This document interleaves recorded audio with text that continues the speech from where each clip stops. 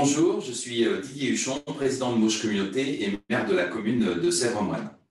Sur ce territoire des Mauges, nous avons mis en place il y a à peine un an un dispositif tout particulier pour répondre à cette situation de crise sanitaire et crise économique. Donc un dispositif de soutien et de relance de l'activité économique. Et ce dispositif avait pour particularité de réunir des élus sortants, puisque le conseil communautaire à ce moment n'était pas encore installé, mais pour s'appuyer sur leur connaissance du tissu économique local, également composé d'élus, nouvellement élus le 15 mars, qui eux allaient être en charge en fait des questions de développement économique, de développement du territoire plus largement, de promotion touristique également. Et donc cette cellule s'est très rapidement mise à l'œuvre, évidemment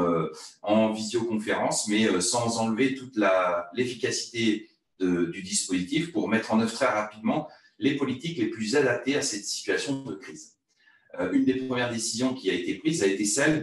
d'exonérer les loyers en fait, des entreprises ou artisans ou commerçants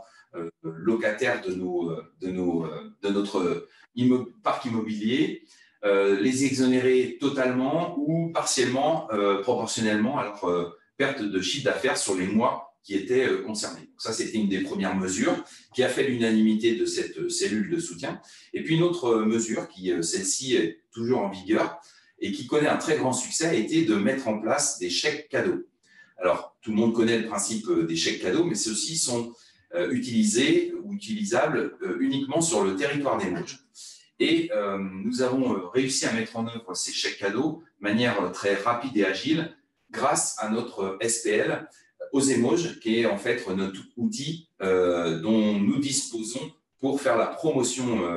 touristique du territoire des Mauges et qui là, en l'occurrence, a pu se mettre en action de manière très rapide, très agile pour, en quelques jours seulement,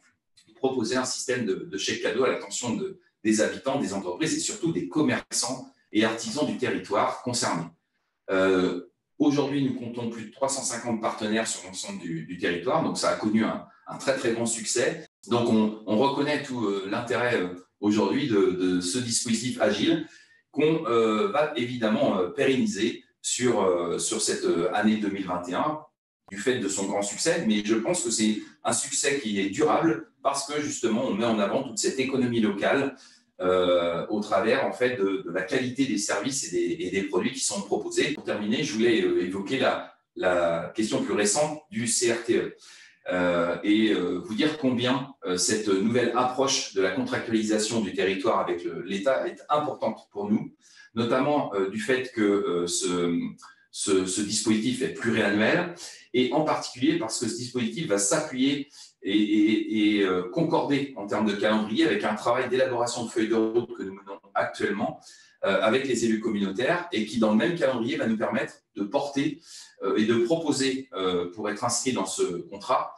donc des projets de politique structurante et surtout cohérente pour le territoire, ce qui est très important en termes de pertinence et d'effets induits par ces politiques publiques sur le territoire en termes de développement, d'aménagement et d'équilibre sur les trois piliers que sont ceux de la compétitivité, de l'exemplarité et de la solidarité pour le territoire.